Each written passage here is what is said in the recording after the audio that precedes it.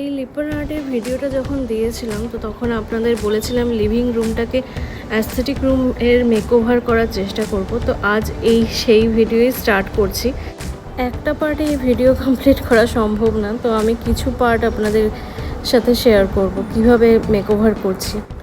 তো পুজো আসছে বলে ঘর ঝাড়াঝাড়ি করে এই লিপন আর্টটা লাগাবো করে ঠিক করলাম। তো এই লিপন আর্টটা লাগানোর জন্য আমি সেলফ অ্যাডহেনসিভ এই হুকগুলো ইউজ করছি। তো এই হুকগুলো মেল ফিমেল হুক হয়। তো আমি এটা অ্যামাজন থেকে অর্ডার দিয়ে আনিয়েছি একসাথে অনেকটা। আর এইটা হচ্ছে কি নর্থ দেওয়াল, তো নর্থ দেওয়ালে আমি এটাকে লাগাবো।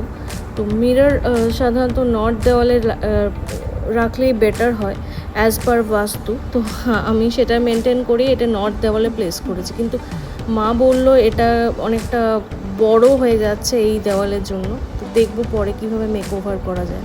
তো এটা পূর্ব দিকের দেওয়াল। তো পূর্ব দিকের দেওয়ালে এখানে আমি বুদ্ধ মূর্তি রেখেছি, সেটা আমি ফ্লিপকার্ট থেকে বহু বছর আগে কিনেছিলাম, দাম এখন মনে নেই। আর এই ল্যাম্পটা আমি রিসেন্টলি মিশো থেকে কিনেছি। তো মিশো থেকে ওপরেরটুকুই কিনতে পেরেছি। তো আর এটা হচ্ছে কি সাধারণত ওয়াইন বটলের ল্যাম্প। তো এটা আমার 250 পড়েছিল, কোনো একটা অফারে কিনেছিলাম, কোনো একটা অফারের সময়। তো আর এটা আমি আপাতত তেলের বোতলে রেখেছি, কারণ আমার কাছে ওয়াইন বটল ছিল না। তো তেলের বোতলে কালার করে রেখেছি। তো কাচের একটা বোতল ভাবছিলাম কালার করে রাখবো, তো সেটা এখনও হয়ে ওঠেনি। তো আপাতত এটা যেহেতু ব্ল্যাক ছিল, তো অ্যাস্থেটিক মেনটেন করার জন্য আমি এটাকে ব্ল্যাক কালার করেই দিয়েছি। তো আমার মনে হয় এটা মোটামুটি আপাতত ভালোই লাগছে। আর এই জায়গাটা খালি লাগছে, তো সেখানে আমি আরেকটা লিপন আর্ট অ্যাড করার চেষ্টা করব। তো নেক্সট যেটা ছিল সেটা হচ্ছে গিয়ে কয়েকটা হাতি ছিল, বহু পুরনো হাতি। কবে পারচেস করা হয়েছিল আমার মনে নেই, অনেক দিনের পুরনো। পুরো ওপরে ধুলো বসে গেছে, অনেক চেষ্টা করে জল দিয়ে ধুয়েও কিছু করা যায়নি। আর কালার পুরো ফেড হয়ে গেছে। তো সেটার জন্য মানে কীভাবে মেকওভার করব তার জন্য আমি ব্ল্যাক এই এশিয়ান পেন্টসের এই স্প্রে কালারটা ইউজ করছি। তো এটা ব্ল্যাক কালার। তো এটা পুরো স্প্রে করব এই সবকটা হাতি আর এই একটা বুদ্ধ মূর্তি আছে সেই বুদ্ধ মূর্তিতে। তো কালারগুলো যাতে একটু গ্লসি ভাব আসে, তো সেই জন্য এটা স্প্রে করব।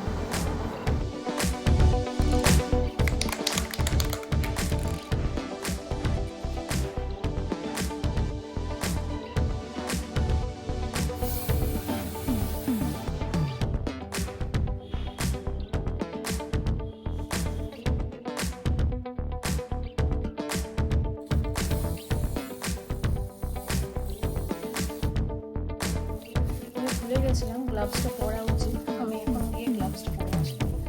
বা হাতেই পরে এসেছি, ডান হাতে তো আমাকে স্প্রে করতে হবে।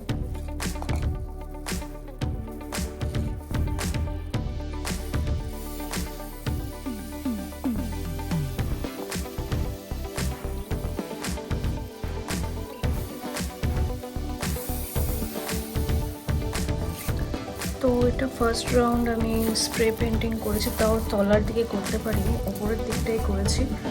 তো এখন বেশ মানে শুকোয়নি, কিন্তু বেশ গ্লসি ভাব এসে গেছে। আগে যেরকম কালার একদম ফেড হয়ে গেছিলো সেটা একটু হলেও গেছে। সেকেন্ড রাউন্ড করলে পুরোপুরি চলে যাবে। এটা একটা হাতি ছিল, এটা আরেকটা ছিল, আর এই বুদ্ধ ছিল।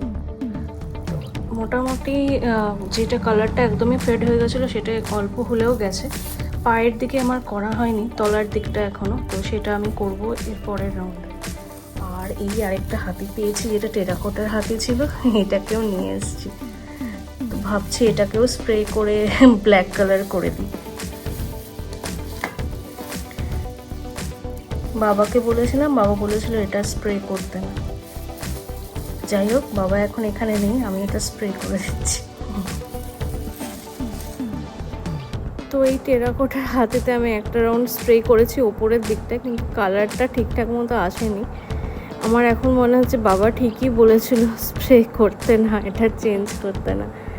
যাই হোক, করে ফেলেছি, এখন আর কিছু করার নেই, পুরোটাই করতে হবে। এর জন্য প্রচুর মানে এক্সট্রা কালার যাবে।